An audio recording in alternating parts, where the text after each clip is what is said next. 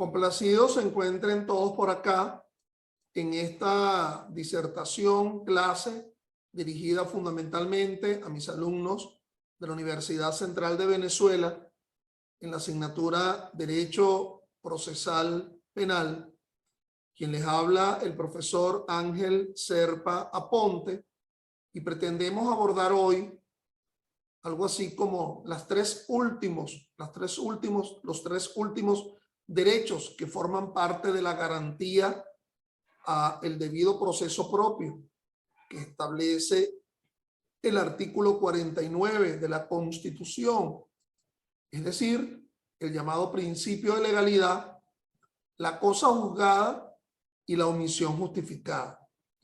Clases, disertaciones estas que la pueden encontrar en mi canal YouTube, Ángel Serpa Aponte, a los efectos de quien quiera suscribirse al mismo. Por cierto, canal en donde en cada una de más de mis 300 disertaciones sobre derecho, dudo que alguien, yo no sé si en YouTube existe algún profesor que tenga más de 300 disertaciones sobre un tema jurídico. Alguien que lo averigüe, porque ya debería hacer yo mi postulación para el libro, no postulación, no vayan a creer que es postulación para otra cosa, postulación para el libro Guinness, ¿verdad?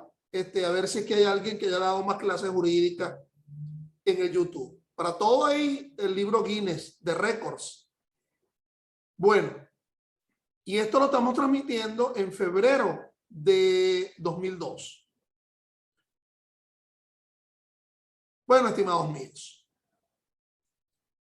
¿en qué esquema estamos ubicados? Un esquema bastante repetido de ustedes. Para poder entender la teoría del proceso penal, el ejercicio de la acción, el relacionamiento dentro de un proceso penal, es menester entender las garantías constitucionales que protegen a ese proceso. Nunca como ahora, la Constitución deja de ser un librito político, y que lo es, para definir un estado de cosas, y en determinadas garantías tiene un carácter forense, llamado uso forense de la Constitución.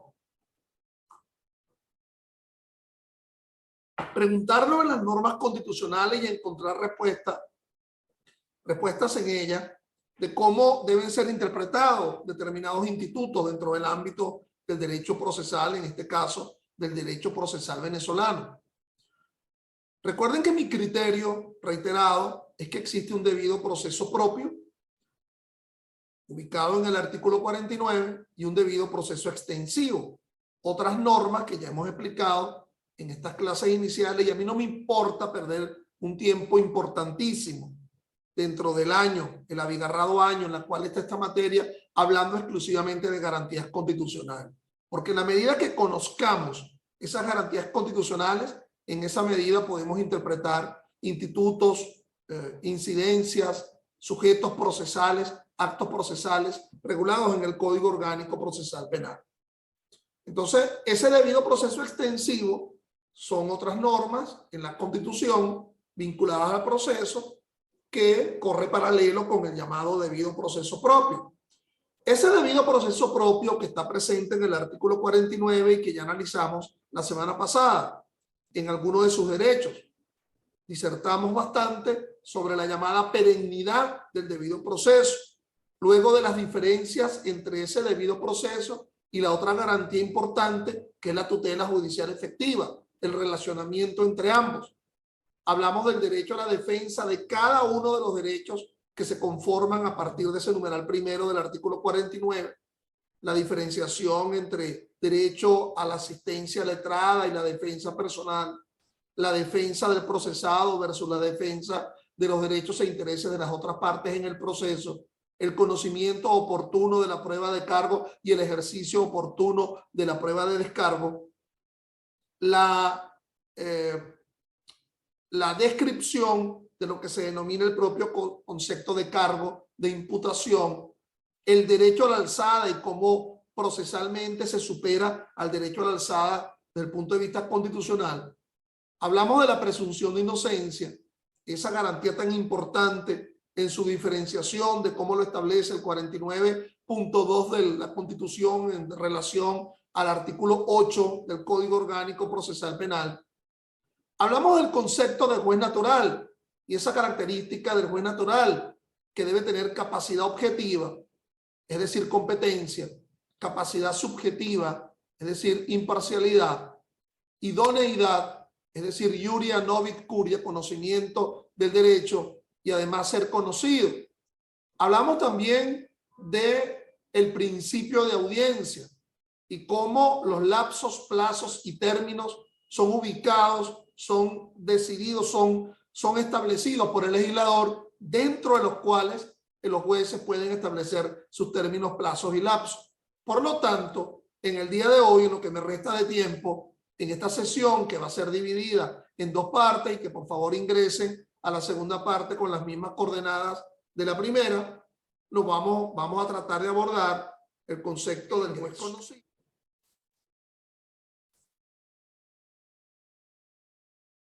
Debido proceso o proceso debido. ¿Quién será ese señor que se encuentra allí en las faldas del Ávila, la ciudad que nos alberga, la ciudad de Caracas? Ese debido proceso propio, como ya saben ustedes, conforma el llamado derecho al juez natural, que por serlo de ser competente, preexistente, idóneo, pero también otras garantías que son las que nos ocuparía hoy: la no confesión coactiva, el derecho al principio de legalidad, tanto desde el punto de vista sustantivo, nadie podrá ser sancionado sino sobre la base de un ilícito descrito en previa pauta de ley, que ustedes saben que deben diferenciarlo con el llamado principio de legalidad adjetivo, es decir, los actos procesales también deben estar descritos en previa pauta de ley, que lo habíamos asomado cuando analizábamos el artículo 253 de la Constitución. Rectifico o insisto, el principio de legalidad sustantiva, eso de que nadie puede ser sancionado sin que el ilícito está descrito en previa pauta de ley, lo contiene el artículo 49.6 de la Constitución, pero tan importante como el principio de legalidad sustantivo es el principio de legalidad adjetivo. Los actos procesales que conforman el proceso han de estar descritos en previa pauta de ley. Zapatero a tu zapato, los actos procesales han de estar en ley adjetiva. La tipificación de delitos y de la dogmática jurídico-penal ha de estar ubicado en pautas de ley sustantiva, como por ejemplo la ilicitud penal ortodoxa en el Código Penal o la ilicitud penal colateral, como las otras normas que en el ordenamiento jurídico penal venezolano regulan ilícitos, familias de delitos. El derecho al non bis in idem, que en realidad es la consecuencia de la llamada cosa juzgada. Si hay cosa juzgada, el efecto es el non bis in idem, que traduce la imposibilidad de nueva persecución. La cosa juzgada es la res judicata. En cambio, el non bis in idem es la imposibilidad de nueva persecución. Toda decisión que causa cosa juzgada concede el efecto de imposibilidad de nueva persecución. Pero ojo, pueden haber actos procesales por parte del juez o de parte de las partes, y perdonen la reiteración, que conduzca a una imposibilidad de nueva persecución sin que sea una sentencia que otorgue cosa juzgada. Ya volveremos al tema. Entonces,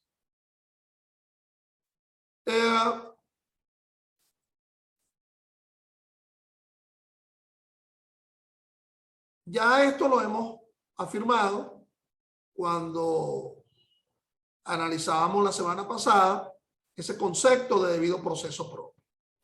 Vamos a volver entonces en donde dejamos el asunto, sobre la base del artículo 49. Nos dice el numeral 4 del 49. Toda persona tiene derecho a ser juzgada por sus jueces naturales en las jurisdicciones ordinarias o especiales. Pero ¿quién es el juez natural? Ya nos lo estaba indicando el numeral tercero del artículo 49. uno que fuese competente, que tuviese imparcialidad, que fuese idóneo. Fíjense que yo les decía en aquel momento que la Constitución en ese artículo 49 asume una variable, digamos, sistémica del asunto. Todo está integrado, son respuestas que se dan de forma sucedánea, una frente a la otra. ¿Quién es el juez natural? Nos lo dice el 49.3. El competente, imparcial e idóneo. ¿Y él va a servir para qué? Para ser juzgador de las personas. Nos lo está indicando el numeral 4. Es decir, el justiciable, el que le toca la puerta a un órgano jurisdiccional pretendiendo justicia. Pero fíjate que ese propio numeral 4 del artículo 49 hace la distinción entre la jurisdicción ordinaria y la jurisdicción especial. El propio artículo 49, numeral 4 de la Constitución. Jurisdicción ordinaria o jurisdicción especial. Es decir, el hecho que sea juzgado a alguien por una jurisdicción especial no implica que ese juez no ostente la condición de juez natural. Y nos los indica que el concepto de jurisdicción ordinaria o especial son con las garantías establecidas en esta Constitución. Fíjense. Por las pautas del Código Orgánico Procesal Penal, el concepto de jurisdicción penal especial está vinculado a una variable de la competencia que es la llamada competencia en razón de la persona.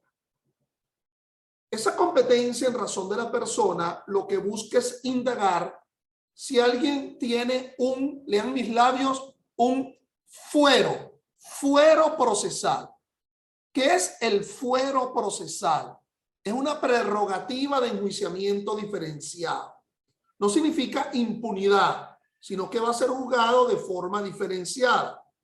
Si esa persona no tiene fuero procesal, no tiene una prerrogativa de enjuiciamiento diferenciado, va a ser juzgado por la jurisdicción ordinaria. Oído, mis estimados. No confundir jurisdicción ordinaria y especial con procedimiento ordinario y procedimientos especiales. En la jurisdicción ordinaria se indaga la existencia de un fuero.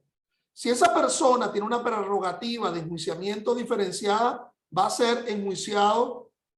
Ahora que tengo que ser muy cuidadoso con las personas que pretenden ahora incorporarse, ¿ok? La gente con unos nombres todos raros. Entonces, no me vayan a sabotear como se hizo inicialmente. Entonces, si hay un fuero, va a ser enjuiciado por la jurisdicción especial. Por lo tanto, la jurisdicción penal se dividiría en jurisdicción ordinaria, jurisdicción penal ordinaria y jurisdicción penal especial. Un típico ejemplo de la jurisdicción penal especial es el sistema penal de responsabilidad del adolescente. Los adolescentes que cometan delitos, siendo ellos mayores de 14 años y menores de 18, van a ser enjuiciados en la extensión del sistema penal de responsabilidad del adolescente en cada circuito judicial. Otro buen ejemplo es la jurisdicción militar, descrita en el Código Orgánico de Justicia Militar.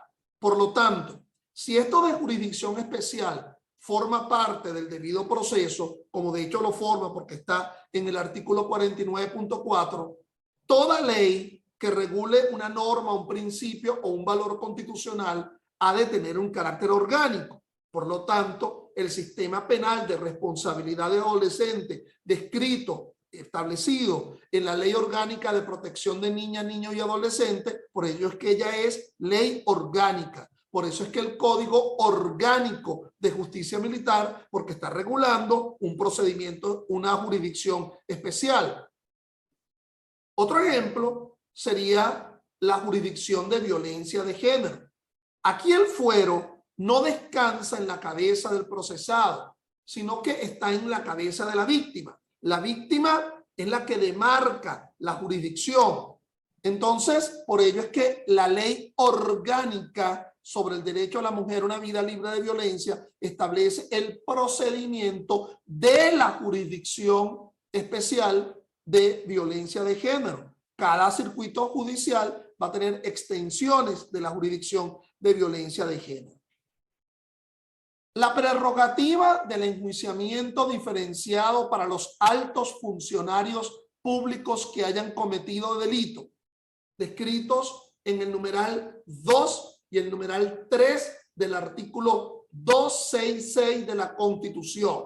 En el numeral 2, el presidente de la República. En el numeral 3, los otros altos funcionarios públicos que están descritos en ese numeral 3 del 266 de la Constitución, que generalmente son las cabezas de los poderes públicos. En el Poder Judicial tendríamos los magistrados del Tribunal Supremo de Justicia y por lo tanto van a ser enjuiciados al cometer delito por la Sala Plena del Tribunal Supremo de Justicia. Los rectores del CNE, que aunque no están indicados allí, por disposición, por decisión de la Sala Constitucional, obviamente deberían ser enjuiciados al cometer delitos ellos por la Sala Plena del Tribunal Supremo de Justicia. Los ministros, los diputados a el órgano legislativo nacional, que es la Asamblea Nacional, los diputados a la Asamblea Nacional. Obviamente que ahí también se incorporan los miembros del poder ciudadano o moral, por ejemplo, el defensor del pueblo, por ejemplo, el Contralor General de la República y el Fiscal General de la República. Los altos oficiales, y la Sala Constitucional ha dicho, siempre que estén en posición de comando, ¿ok? Entonces, siempre que estén en posición de comando de tropa, conforme a decisiones de la Sala Constitucional, van a ser enjuiciados por la Sala Plena.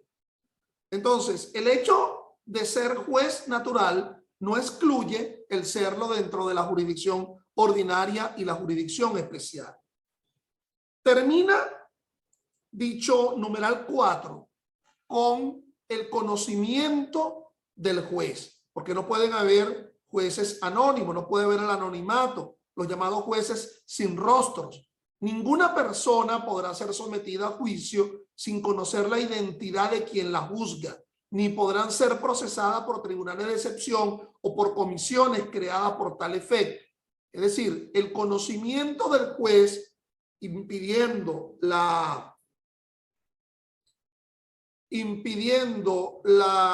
voy a admitir a alguien, ojalá que no sea una saboteadora o un saboteador, impidiendo el juzgar por jueces anónimos, pero también el no ser juzgado por jueces ad hoc, es decir, que se crean especialmente para el caso una vez que el caso que ha derivado el enjuiciamiento haya ocurrido. Por lo tanto, es que se critica mucho que se creó en Venezuela una jurisdicción antiterrorista después que el caso ocurrió. Esto ocurrió a raíz de la lamentable muerte del fiscal Danilo Anderson. Entonces, esa jurisdicción antiterrorista se creó con posterioridad. Por lo tanto, ello de alguna forma vulneraría lo que establece el 49.4 en el sentido que los tribunales especiales tendrían que ser creados con anterioridad al hecho del cual se pretende juzgar. Bueno, mis estimados, lo que resta entonces, nada menos y nada más, es el análisis del numeral 5, del numeral 6, del numeral 7 y del numeral 8 del artículo 49 de la Constitución. En aras del tiempo, yo prefiero comenzar abordando el principio de legalidad en la próxima, en la sesión de hoy, pero que ustedes se van a ingresar con las mismas coordenadas. Entonces, hasta dentro de unos minutos ingrese con la misma coordenada. Gracias.